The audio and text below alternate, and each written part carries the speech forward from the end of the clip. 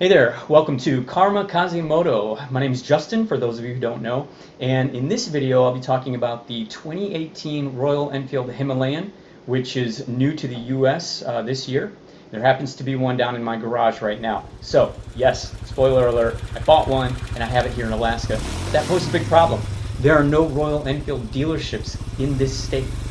So my option was to purchase from a shop in Seattle, Washington, and either have them ship it to me, or, of course, if I wanted a big adventure, I could fly down to Seattle, buy the bike, pick it up, and instantly do the 2,800 miles to get home. And call me crazy, but that's what I did.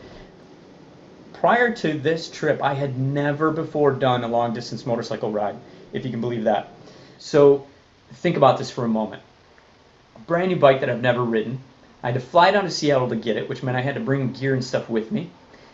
Pick up the bike, not knowing how it was even going to hold up on the highway, and then begin a 2,800 mile journey.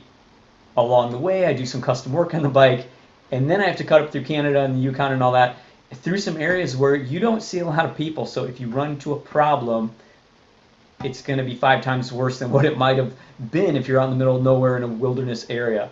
So this was a big deal, and I'm really happy to share it with you. I'm going to grab a drink real quick, and then we'll talk for a moment about how I learned about the Himalayan and why I bought it.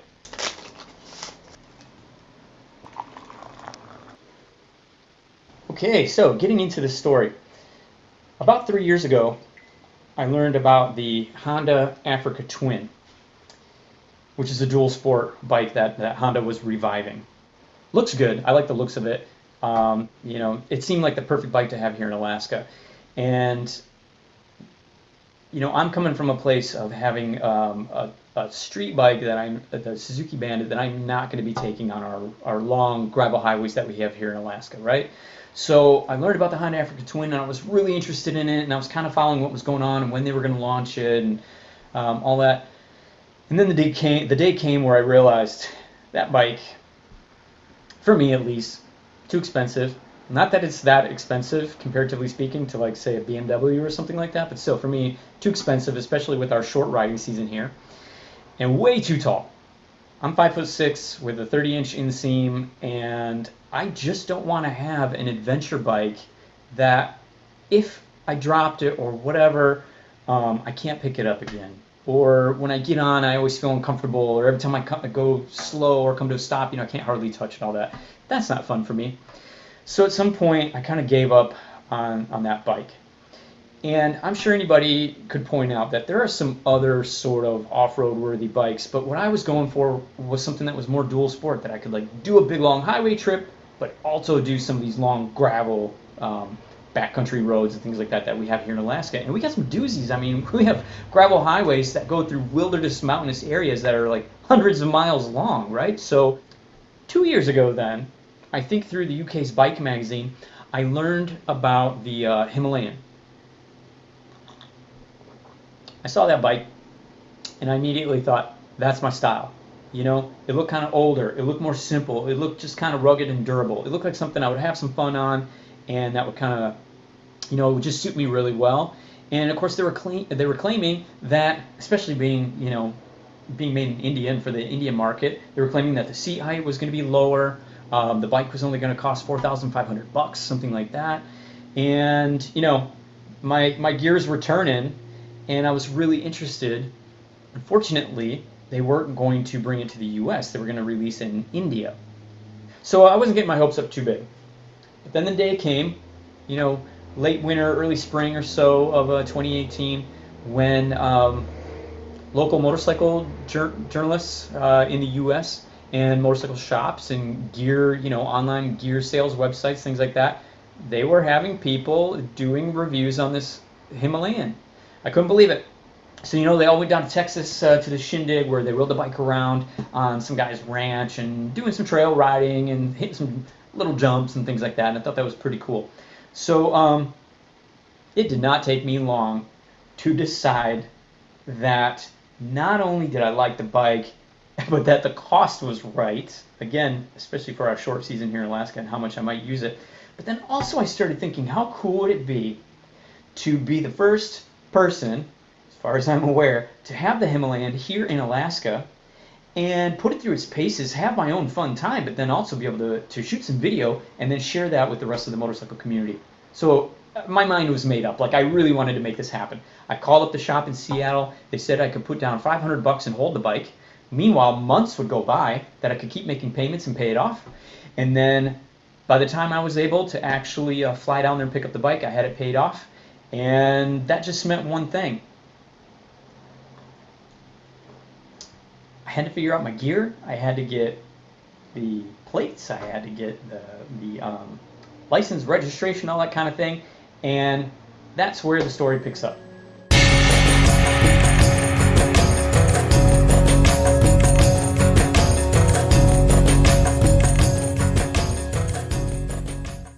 Hey, how's it going? Check it out. I got one step down. I got the plates, got my title. The Royal Enfield it's almost in my hands. I got to fly down to Seattle now, pick up the bike, do the 2,700 miles to get back. But I'm getting there one step at a time.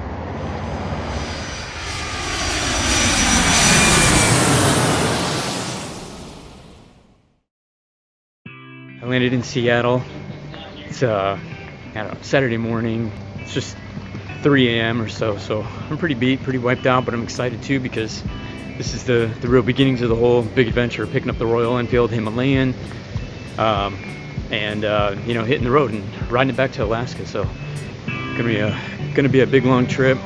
First off, I gotta sleep, and then I gotta get some gear set up, and then go to Triumph of Seattle, pick up the bike, meet the crew. I got my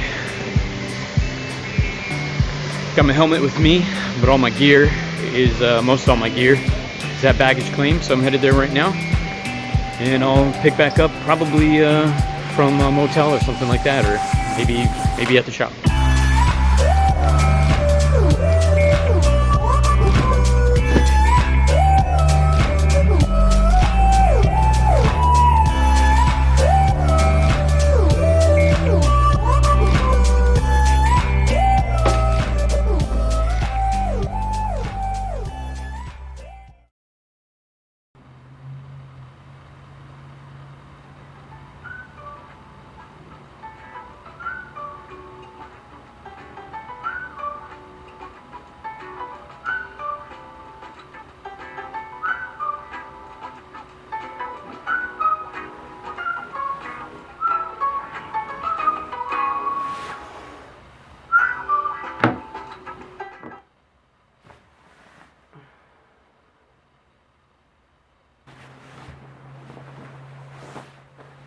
I'm in the hotel. I'm waiting on my niece Aubrey to pick me up, and I've got my helmet's kind of set up. I don't usually use this one, and then as you can see on the bed, gigantic mess. I've got all these like action cam parts and bits and stuff. So I'm not taking that much. I'm not trying to overcomplicate things. Plus it's getting late. I wanted to be there earlier, so I'm just gonna head to the shop as is and pick up the bike, meet everybody, and get on my way, I guess.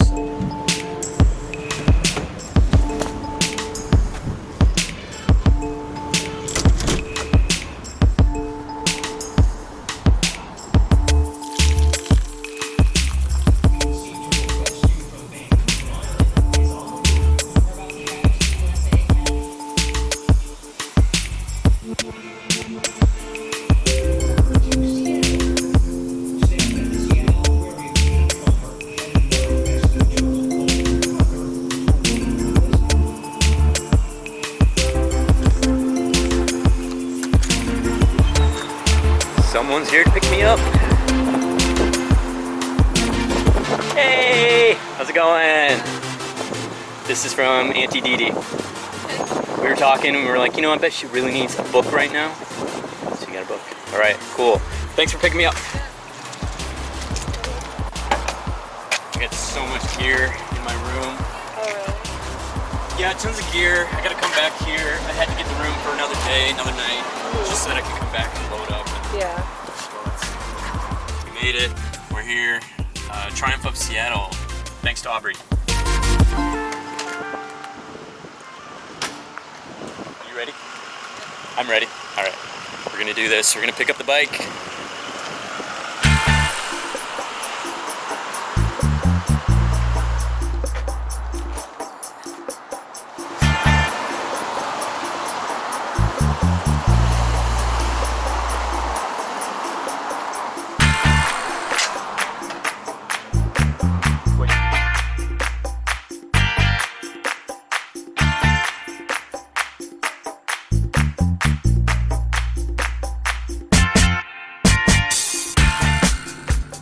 is the front brake fluid. So this is the brake, and this pedal right there is for the rear brake. So on your right side is braking, but on your left side, this lever right here, that's the clutch. Everything with shifting's on the left and everything with braking's on the right. Now you know. Now you can get your license. You'll be set, no problem.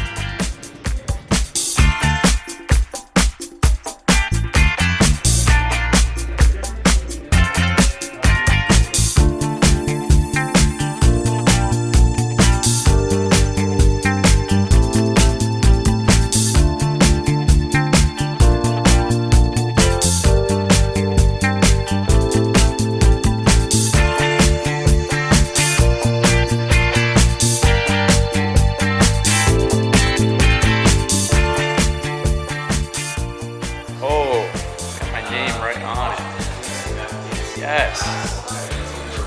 I feel so special. Taking it? Yeah, that's cool. I like seeing my name on it. So yeah, I did. Really nice to meet you. Yeah, I'm glad you made it, man. It was a hell of a flight.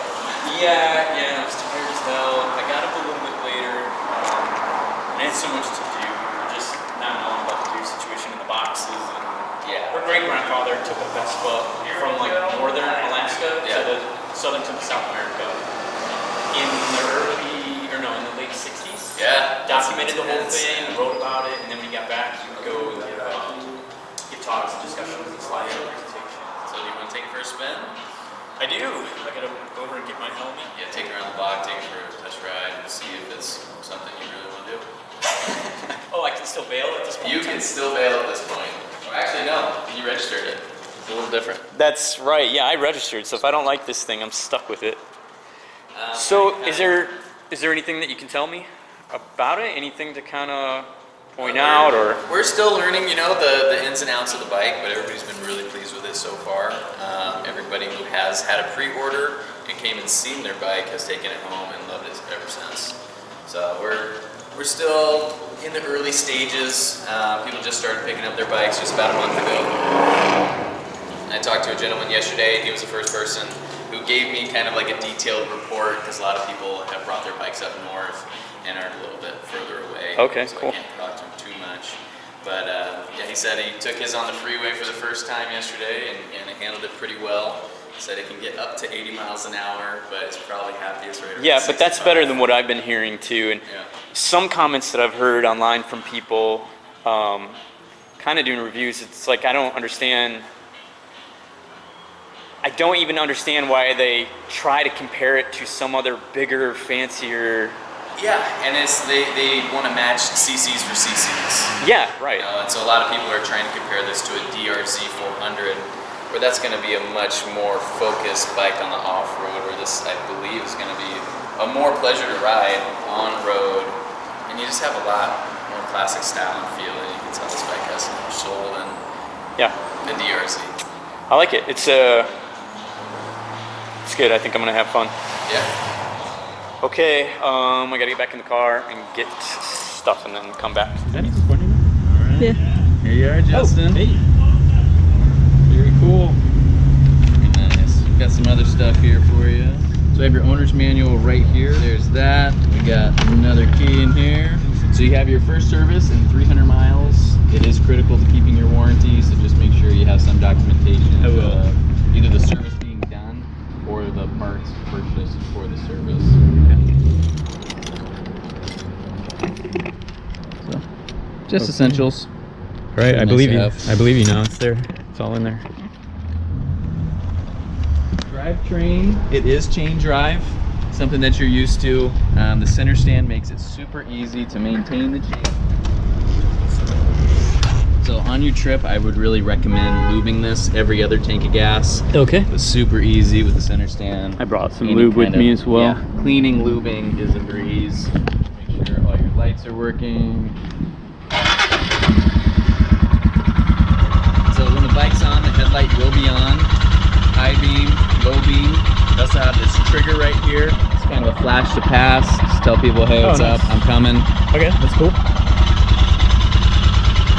Turn signals, easy, left for left. Got your horn. That is loud as hell. Pretty assertive. I like it. Yeah. Well, that's because from India. Oh, yeah. Yeah. kill switch on this side. I would get into the habit of turning the bike off with the key. It's so easy to forget. All right, I'm gonna follow you to get some breakfast.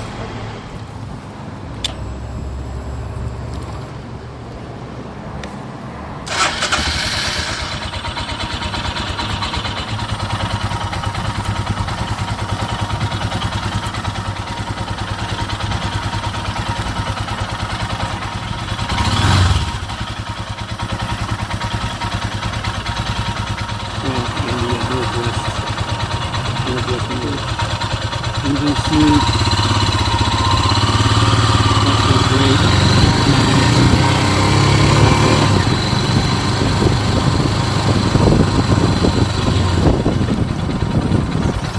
Everything feels good. All right, yeah, that was a really fantastic ride. Here, let me hand you the camera. So, where are we getting breakfast at? Patty's. Patty's? Patty's Egg Nest. Patty's, okay, in Seattle. We just rolled out of the dealership and the bike felt perfect instantly. I was kind of like a little bit tense and nervous, but instantaneously it was just comfortable and enjoyable. I didn't have any problems. I was touching fine. Let me keep walking. I think I'm safe. I feel like you're seeing something like I'm gonna get hit. No. Oh, that guy right there getting hit with the cart.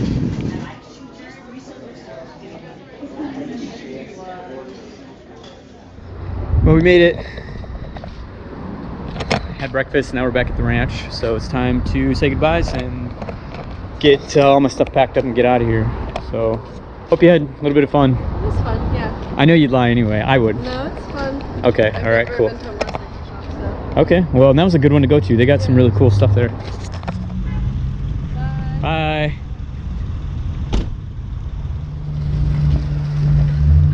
That's it, she's off, now I'm alone again. My other action cam battery died, and I don't know what kind of footage I got of riding the bike for the very first time. So I'll cover that in a little bit. I'll come back to it. Long story short, it was awesome. It was like a perfect mesh between me and the bike. It's the moment I started to move forward. So I was really happy with that. And I'll talk a little bit more about the experience in a little bit. Time to tackle this gigantic mess. I got saddlebags ready. There's a center bag that's in this box. These bags will just get collapsed and stuffed away. Same thing with that bag, but there's a drone. There's a drone in there. This is a tank bag. So that drone is kind of my biggest problem in this bag, but if that drone will fit in my new bag that's in there and go on the back seat of the bike, you know, on the back cargo rack a little bit, if that can fit back there, then I can crush this big duffel bag down and just bring it with me, or ship it from Spokane or something like that when I get there. So right now, time to get busy packing. I'm still in the hotel. It's getting really late. The whole day's passed by. Half the night has passed by. It is quickly approaching midnight, and basically I've been spending my whole time packing because I've had a lot of issues with what to do with all my stuff and some extra stuff, and just whatever. It's the logistics of figuring out the packing situation.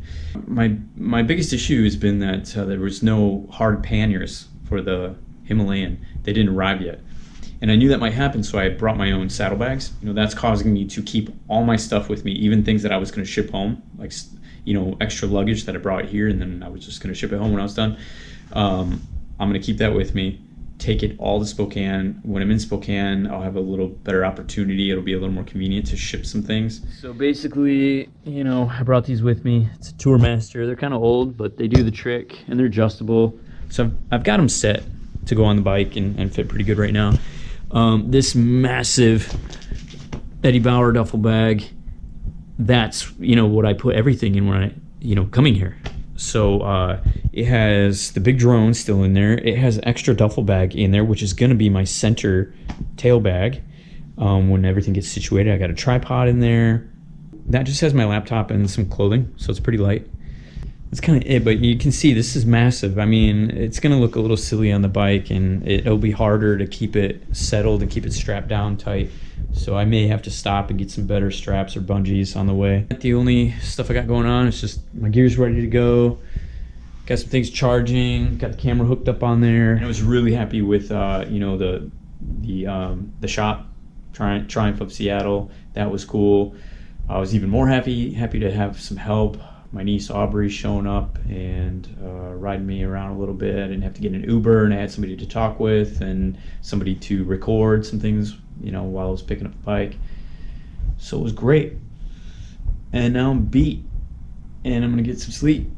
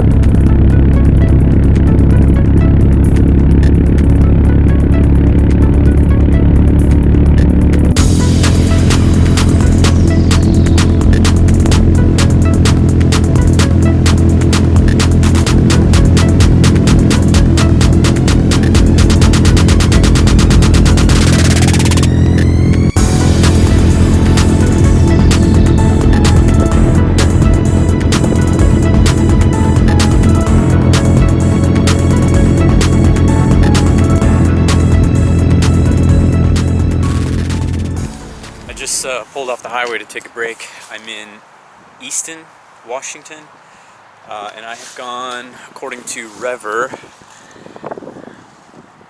82.6 miles. Now that includes whatever I did, you know, getting the bike from the shop to the hotel, and I had to grab a couple things at a hardware store. But anyway, this is Easton.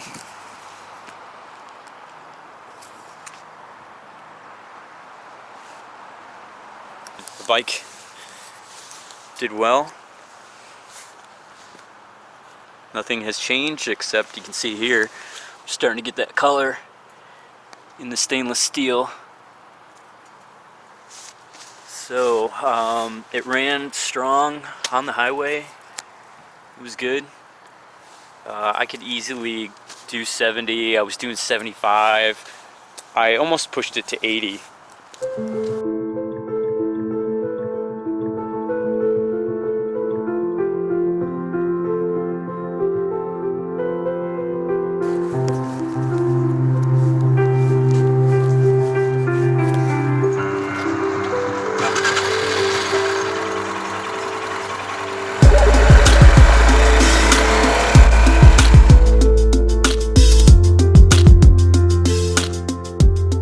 Not long after Easton, it occurred to me that I had completely forgotten about the luggage, all that weight and wind drag on the back of the bike. And that's because the Himalayan was doing so beautifully on the highway.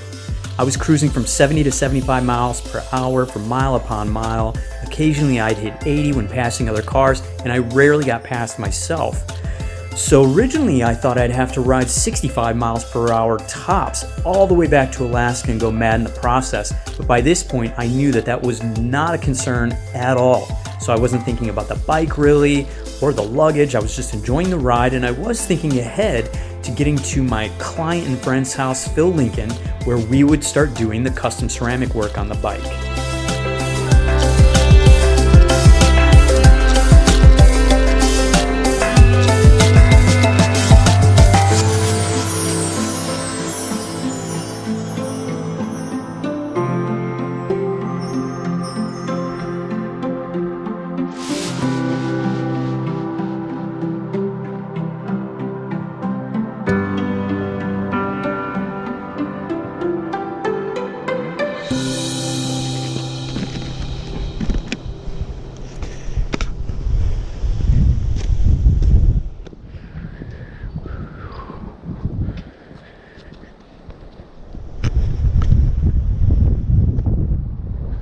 do you think?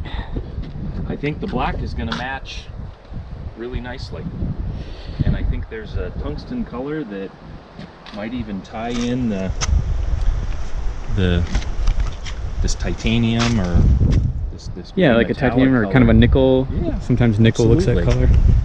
You know, once we have the parts in one place, then we can kind of decide if it's going to be too much of the gray color, and we can bring a swatch out and, you know, compare it to the other, you know, Yeah, gray that. metallic parts. And Yeah. make sure it's not going to clash. And, Right. Okay. The worst case scenario is it all ends up this nice dull graphite black color. Okay. So I'm at Precision Cerakote in Green Acres, Washington, not too far from Spokane. And this is Phil Lincoln, owner of Precision Cerakote. So I know Phil from Alaska. I've worked with him for a number of years now on his website and getting his business going a number of years ago, and then he moved down here. So we are going to hit up the exhaust with Cerakote Ceramic and possibly the skid plate just to match. Get some color on it. Yeah. Not so much from a corrosion standpoint or a heat protection standpoint, but just make it look good. Yeah. Make it blend. Yeah, and after riding, like, this did not look like this, you know, before coming here. And I don't mind the color change, but now you can see, hopefully the camera can see it, where it's all, I feel like they tried to give it a brushed look on purpose, but on the other hand, there's places where you have different lines going different ways, or like a fingerprint. And I mean, for the money, okay, I can accept it, but the exhaust is arguably one of the worst pieces on the bike. It's definitely the most unfinished. Yeah, exactly right. Unfinished. It just looks like, you know, we can just put a little bit more time into it and just tie it all up. It's weird that there's so many places where the discoloring of the metal is not consistent, right? The Glacier series is what we'll use on this. It's an air cure material. Takes a few days to fully cure, but then internal temperatures are good to 2,000 degrees. So no discoloration, chipping, peeling. Basically, you can get the internal metal red hot, and once it cools, it looks like it does when you put it on. So it's a pretty cool product, and it's perfect for this application. Well, what do you think of the bike overall? You know, I was looking at photos of it and stuff in anticipation of you getting here, and for whatever reason, I don't know why, it dimensionally is bigger than I expected. Me I too. don't know if all of the online pictures of it just make it look little, but yeah, it looks closer to the size of what I would consider one of the other big touring bikes that are super expensive. And this is a substantial machine. It's got good size to it, and it looks like it's got potential for putting some gear on it and really taking it on a track. Yeah. So that's cool. I was a little shocked also that when I picked it up, I just was like, okay, this is actually a little taller than I thought and bigger. And when you're not a 6-foot guy, those are probably the things that you right away like, wow, I wonder if I put some taller boots here. Yeah. So it always looks a little taller on that side than this one because it's leaning this way, but also when it's on the kickstand, that takes some weight off, and so the back end, right, just like any off-road bike, it does sag a little more in the rear when you sit on it, but I'm not that heavy, so it doesn't sag very much. And I think we'll call it quits talking about the ceramic for now. We're gonna get some things figured out, but later I'm gonna sit down somewhere and get some good scenery in the background, I guess, and talk about the actual ride and being on the highway with this thing. But I'll give you a heads up that everything worked out really great and the highway driving was good. So I'll talk a little bit about that and things I noticed in a little bit.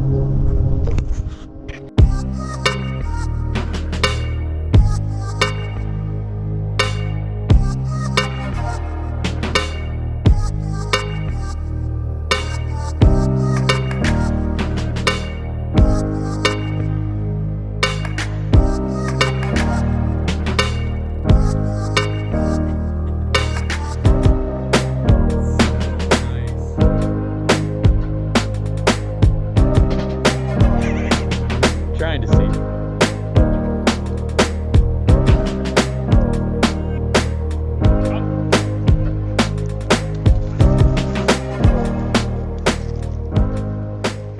So, the wind's blowing this way, so if I send him downwind of it, he's more likely to smell it as he's going by it. Back.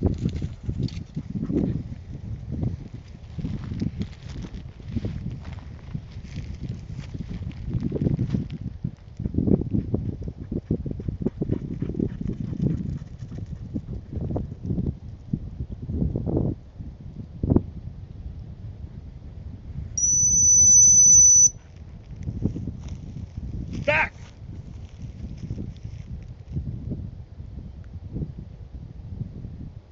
See, Got the scent, yeah.